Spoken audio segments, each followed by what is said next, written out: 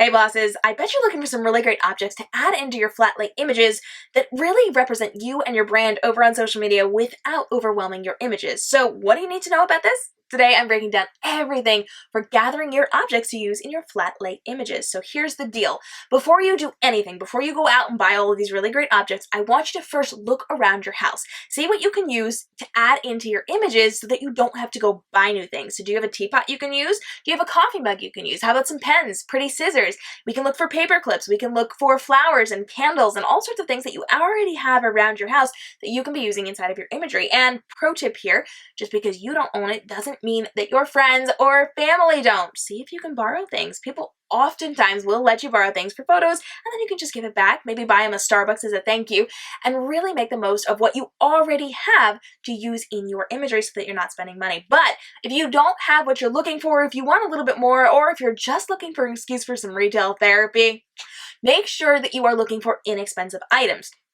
So when you go to the store, check the dollar areas, check the cheaper bins, and then make sure whatever you're buying, if it's a little more expensive or inexpensive, make sure that you are using things that you can then repurpose. You don't want to just buy something for a photo. So if you are buying a really cute little and sign, make sure it also works on your bookshelves. Or if you're buying a letterboard, make sure you can display that somewhere in your home as well. Make sure whatever it is you have a second reason for. If you love that candle and you want it in your photo, make sure you also want the candle for your house so that you are not wasting your money or your time, and you are able to reuse this again and again and again. Now, you're probably wondering where I get all of my fantastic props. I actually have a video coming up about this. You can check it out right here, and I will be breaking down exactly where I get all of my favorite inexpensive props in this video right here. Check that out. And you want to make sure that you are repurposing it just like I am repurposing it. Now, here is the deal. When you are selecting your objects, you want to make sure that you pick objects that actually work with your image. So if you're creating a deskscape setting, you don't want to add in something that wouldn't necessarily be on a desk. Let's just pretend you have a deskscape in front of you and you've got your computer, you've got your cell phone, you've got a coffee mug, you've got a pen, a pencil, you've got some scissors there, and then you put a random bird nest there. Does that make sense? Probably not so much. So you want to make sure it goes with the scene that you are creating to really make it believable and make that flow work for you and your brand. You also want to make sure that it matches your brand. So if it's something totally obscure that doesn't match what you're doing, it's going to look out of place. So let's just pretend you are an entrepreneur and you are doing all these really cool things, but you don't live near the ocean, you're not near the beach, you're not going on vacation, and your brand colors have nothing to do with those oceany vibes. Maybe taking a palm branch and putting it in your photo is not going to work. Now, if you start adding it in and it's something that you consistently do, totally go for it. But if it's just one random beachy photo in your beautiful grid of non-beachy photos, that might stick out a little weird. So you want to make sure that you are doing things that are on brand and go with your image. And here's the deal. When you are branding these images, I know it can be a little hard, so I actually have something for you. In the next video, I am going to be showing you how to brand all of your images to go with your business. So click subscribe and hit the notification bell to let you know every single time I post a new video. I post a new one every Tuesday and Friday, as well as replays of my live broadcast Ask Me Anything Q&A sessions over in our Facebook group, group.kamrobinson.com. And every single Wednesday, I answer your questions live on air in real time.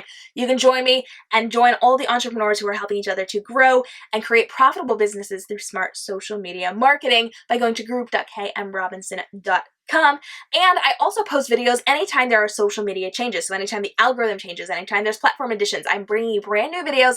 I'm usually one of the first ones to break it or the first to break it. So you will always be able to pivot what you are doing in your marketing to go with what is happening in social media right now so that you have the best possible strategy to make the most possible money. Now, I'm not done yet.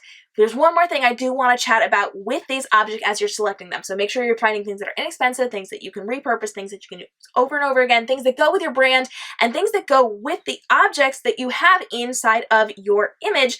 And you want to make sure that you are telling a story with what you're doing. So make sure whatever you do is telling a story, whether it's I'm working at my desk, or I am showing off this really cool book, or I'm showing off this pastry, and this pastry is in the counter with all of the other things and the coffee and the whatever. You need to tell a story with your objects. So if it's just some random object that's just there to be pretty, that's okay in some cases.